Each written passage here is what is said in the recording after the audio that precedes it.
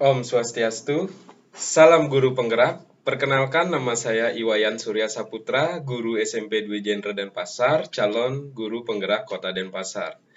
Pada kesempatan ini, saya akan menyajikan tentang desain kontekstual, yakni teknik pembelajaran bermakna yang terinspirasi dari pemikiran Bapak Ki Hajar Dewantara.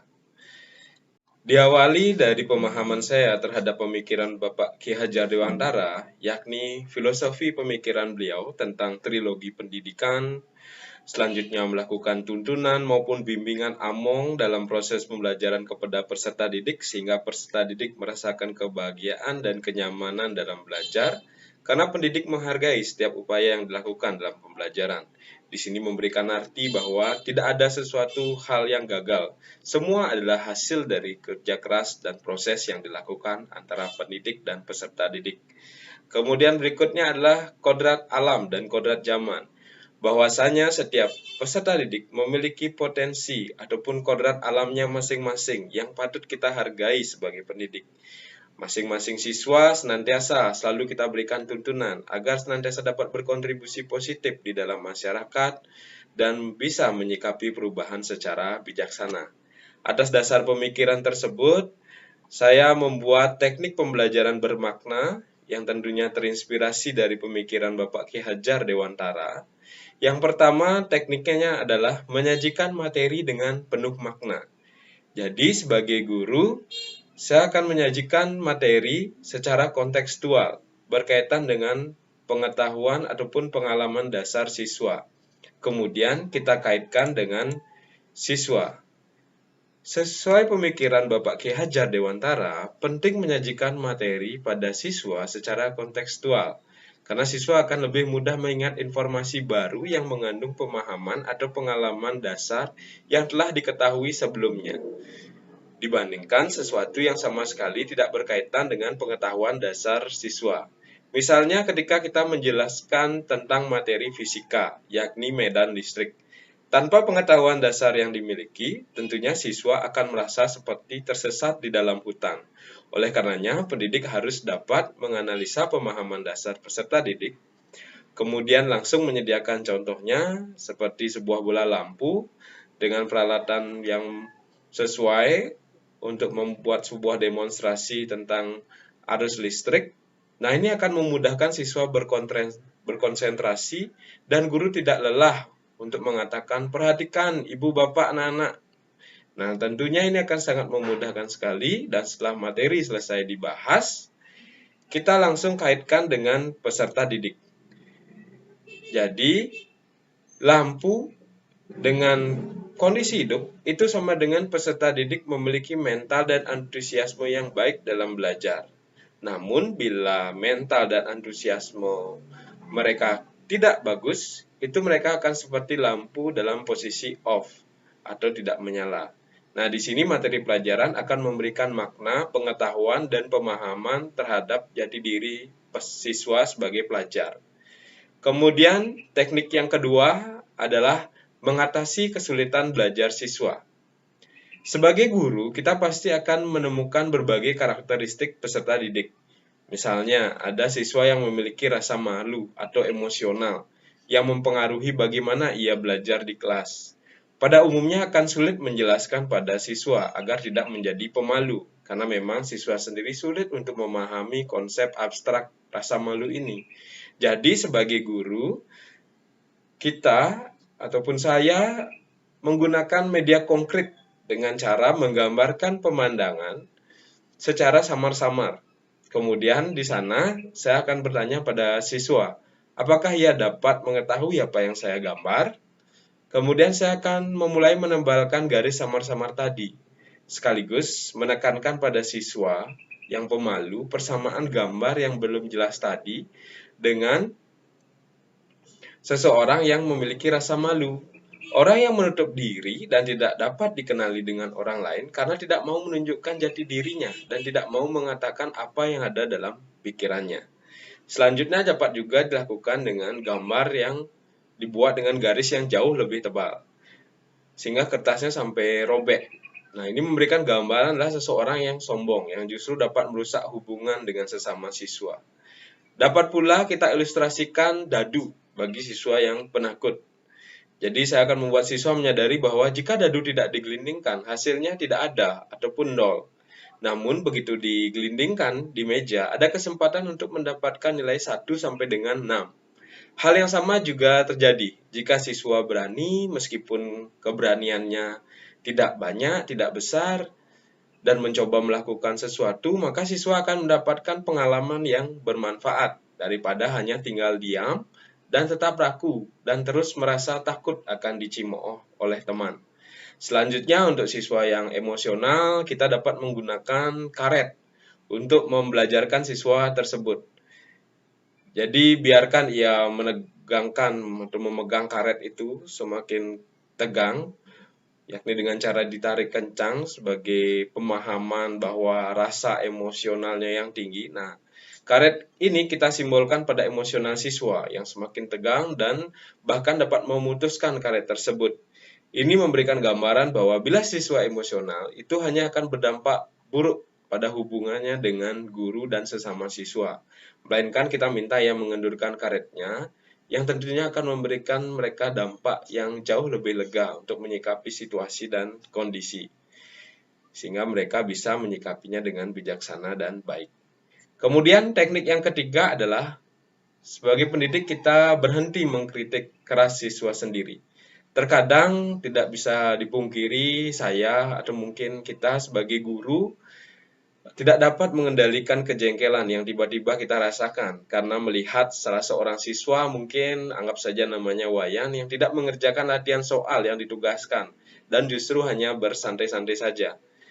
Kita mungkin akan bertanya, kamu belum mengerjakan tugas? Ngapain saja kamu dari tadi? Padahal ibu bapak sudah bahas sebelumnya. Nah, bila kita menyampaikan dengan cara demikian, kemungkinan Wayan akan merasa tersinggung dan ia akan semakin enggan mengerjakan tugasnya. Nah, untuk itu berbeda jika kita mengatakan, apa kamu tidak haus hari ini? Nah, jika kita bertanya demikian, mungkin Wayan akan sedikit menggerutu karena merasa diingatkan akan tugas yang harus ia kerjakan. Akan tetapi, masih ada kemungkinan ia akan mulai mengerjakan tugasnya karena kita tidak membuat Wayan malu di depan teman-temannya. Dia tidak merasa diremehkan dan hubungan kita dengan dia tidak akan terganggu. Dengan bertanya apakah kamu haus hari ini, kita telah mengembalikan ingatannya. Kemudian kita berikan pemahaman bahwa rasa haus adalah seberapa besar keinginannya untuk belajar. Sedikit haus, sangat haus, atau tidak haus sama sekali. Semakin sedikit keinginannya belajar, semakin sedikit pula informasi yang akan ia tangkap. Sebaliknya, semakin haus ia belajar, semakin besar pula keinginan ia mengakses informasi, dan semakin dalam pula pengetahuan yang akan ia kuasai. Sindiran berupa perumpamaan ini, saya rasa akan jauh lebih efektif karena bersifat netral dan tidak membuat anak ataupun siswa menjadi tersinggung, serta ini lebih menekankan pada pemecahan masalah. Nah, demikian tadi tentang teknik-teknik pembelajaran yang bermakna yang coba saya buat dan kembangkan, terinspirasi dari pemikiran Bapak Ki Hajar Dewantara. Tentunya dari 3 teknik tadi, saya ataupun kita sebagai guru berharap kita senantiasa bisa mengarahkan peserta didik ataupun siswa menuju ke arah lebih baik, positif, hubungan kita juga bagus, tentunya tidak lain tidak bukan untuk meningkatkan mutu dan kualitas pembelajaran. Selanjutnya, dalam pelaksanaan pembelajaran, saya memilih project based learning karena di sini tentunya kegiatan project based learning akan memunculkan kemandirian, kreatif, kolaborasi, rasa gotong royong, serta empati dari diri siswa yang tentunya akan bermuara pada pembelajaran yang bermakna. Nah, prinsip project based learning di sini yang pertama adalah yang saya lakukan itu adalah mengedepankan keselamatan dan kesehatan siswa. Kemudian yang kedua adalah belajar dari rumah itu memberikan pengalaman yang bermakna bagi siswa. Kemudian aktivitas project based learning itu tidak membebani siswa ataupun orang tua siswa. Selanjutnya, sebelum melakukan aktivitas pembelajaran berbasis project, Itu tentunya saya sebagai pendidik akan melakukan kolaborasi dengan orang tua siswa dan siswa. Ini saya membangun kesepakatan yang saya sampaikan melalui pesan grup WA orang tua, yang mana menyampaikan terkait tentang tujuan pembelajaran dan peran orang tua sebagai tim dalam pembelajaran ini. Kemudian juga menjelaskan manfaat dari pembelajaran berbasis proyek yang dilakukan siswa di rumah, dan menjelaskan pada orang tua cara mendukung siswa ataupun anaknya dalam mengikuti pembelajaran ini. Komunikasi akan saya jalin melalui kegiatan ini, yakni melalui WA atau juga izin masukan dari orang tua siswa melalui Google Form. Nah, kemudian kita akan masuk ke pokok bahasannya. Jadi dalam proyek Buzz Learning ini saya menggunakan materi tentang ekonomi kreatif. Di sini yang pertama, tentunya dalam pembelajaran saya akan mengajak siswa untuk berdoa bersama-sama sesuai dengan agama dan kepercayaannya masing-masing. Tentunya untuk memunculkan senantiasa rasa beriman dan bertakwa kepada Tuhan Yang Maha Esa atas segala berkah yang telah diberikan pada kita semua. Kemudian kegiatan pembelajaran diawali dengan berdiskusi, menentukan tema. Jadi dengan bab materi ekonomi kreatif, di sini saya beserta peserta didik kami berdiskusi, membahas bersama-sama tentang poin-poin atau pokok-pokok apa saja yang akan dijadikan tema dalam mengerjakan proyek ini. Di sini saya harapkan dan tentunya kita semua berharap kemampuan verbal siswa menyampaikan pendapatnya itu senantiasa berkembang, bisa bertoleransi ataupun empati untuk bisa memahami pendapat temannya satu sama lain, termasuk memunculkan ide ataupun gagasan yang kreatif dan inovatif. Di sini temanya sangat relevan, kita manfaatkan apa saja yang ada di sekitar lingkungan siswa, sehingga kita harapkan siswa tidak menimbulkan ataupun memunculkan biaya yang besar dalam proses kegiatan belajar ini. Ketika mereka memiliki kertas bekas, contohnya mereka bisa mengolah kertas bekas menjadi sebuah patung yang terbuat dari kertas. Misal juga membuat sebuah kerajinan tangan seperti bunga dari kertas bekas ataupun vas.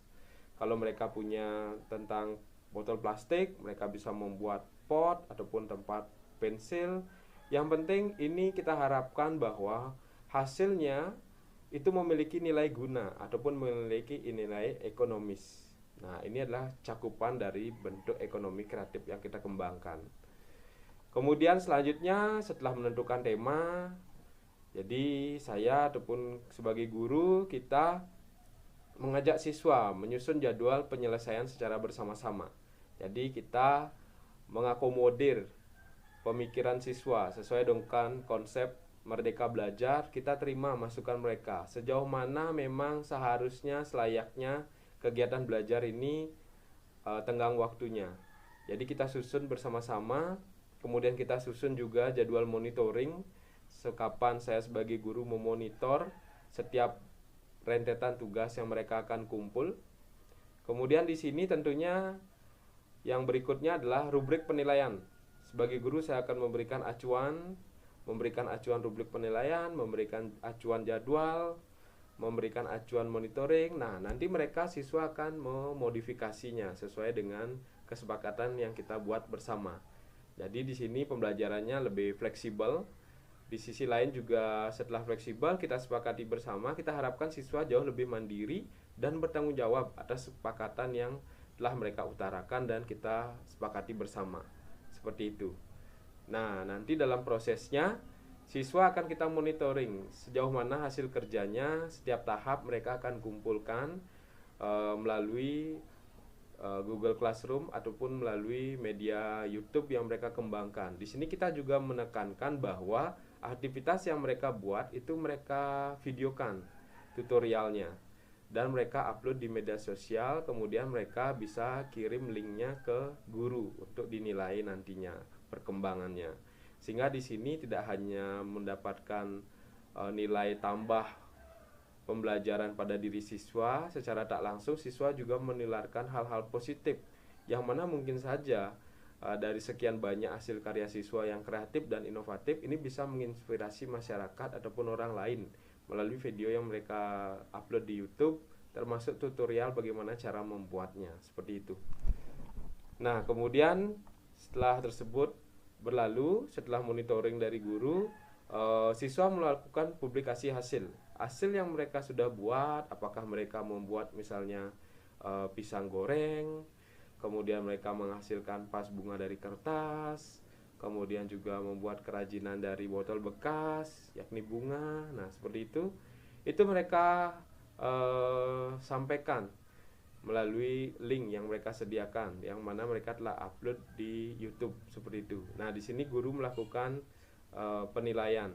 Nah, di sini tentunya kemandirian siswa sudah nampak terbentuk, kemudian kreativitas dan inovasinya, dan tentunya tidak lain tidak bukan mereka akan memiliki jiwa kewirausahaan, bahwasanya mereka telah bisa menghasilkan barang-barang di sekitar untuk memiliki nilai guna ataupun memiliki nilai ekonomi, yang mana mereka bisa kembangkan ke depan untuk bisa dilakukan untuk aktivitas jual beli yang tentunya bisa menghasilkan pendapatan.